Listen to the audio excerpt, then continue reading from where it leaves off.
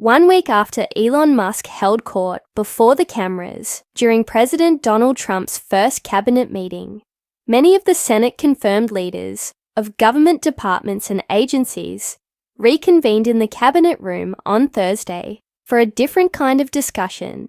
This time, there were no cameras, no flashy declarations, and no dramatic props like the chainsaw Musk had previously wielded to symbolize his aggressive cost-cutting plans.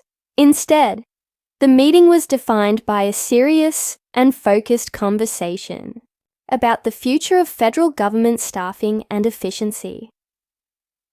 During the nearly 90-minute session, Trump made it clear to his cabinet members that while Musk's mission to reduce the size and spending of the federal government had his full backing, the ultimate responsibility for hiring and firing decisions rested with the agency heads themselves.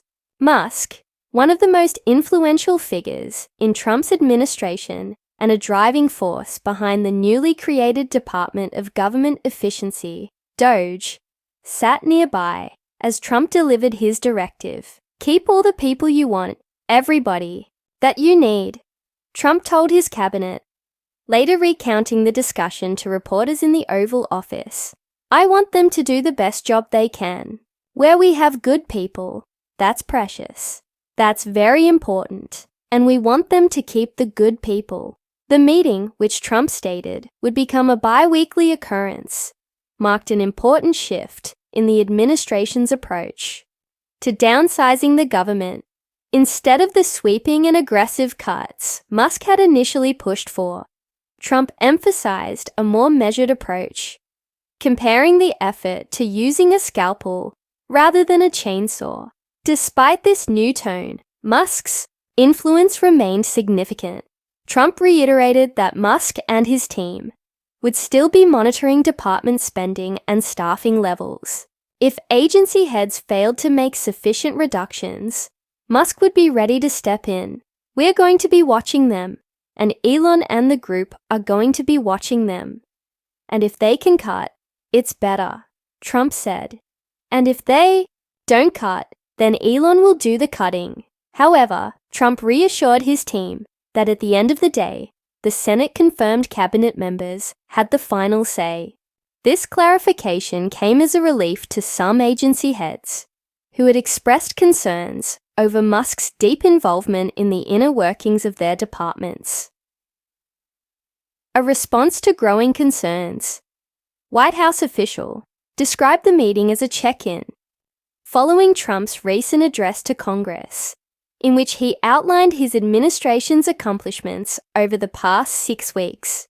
In addition to discussions on government efficiency, the cabinet also reviewed national security issues and top policy priorities. Notably, at least 6 cabinet members were absent due to official travel obligations, highlighting the logistical challenge of coordinating such high-level meetings.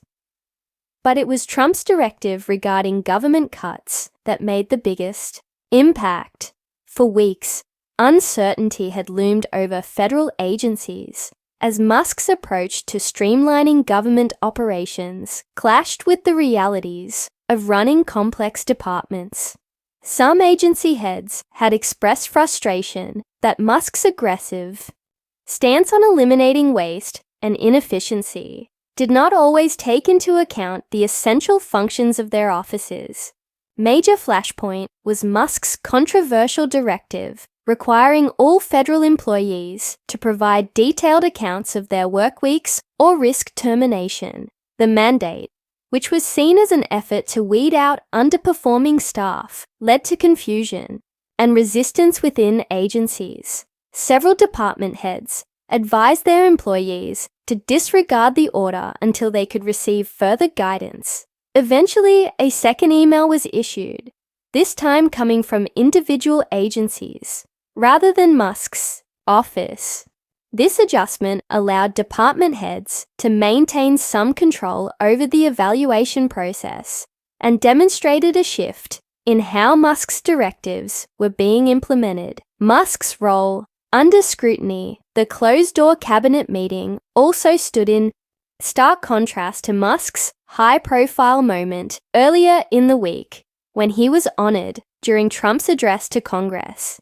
As the tech mogul stood in the House chamber, he received multiple rounds of applause from Republican lawmakers, a clear sign of his growing political clout. Yet, behind the scenes, concerns about Musk's influence had been building.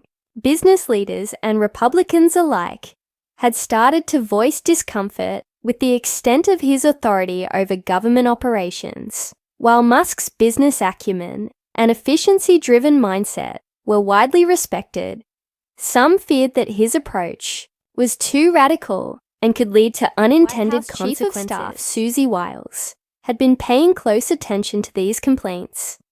Wiles, who maintained a professional yet cordial relationship with Musk, suggested that he take a more diplomatic approach when dealing with lawmakers.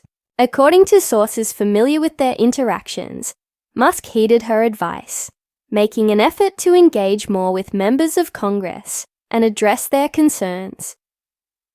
Last week, Wiles attended a lunch with Senate Republicans where she fielded questions about Musk's role in the administration. According to Missouri Senator Josh Hawley, Wiles reassured lawmakers that while Musk had Trump's ear, the president ultimately worked through his cabinet secretaries. Still, skepticism remained. Several senators expressed a desire to hear directly from Musk. In response, a group of 22 Republican senators gathered at the Eisenhower Executive Office building to meet with him.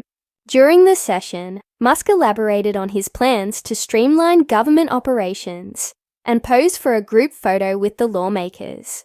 Calls for greater transparency, despite Musk's efforts to build goodwill with lawmakers. Concerns persisted about the execution of his cost-cutting measures. Senator Mike Rounds of South Dakota voiced apprehension about the rapid pace of layoffs across the federal government and questioned how errors in the process would be addressed. In a lot of cases, where they are carte blanche making significant cuts, how do we go about making sure that that message gets back and it gets corrected as quickly as possible? Rounds asked.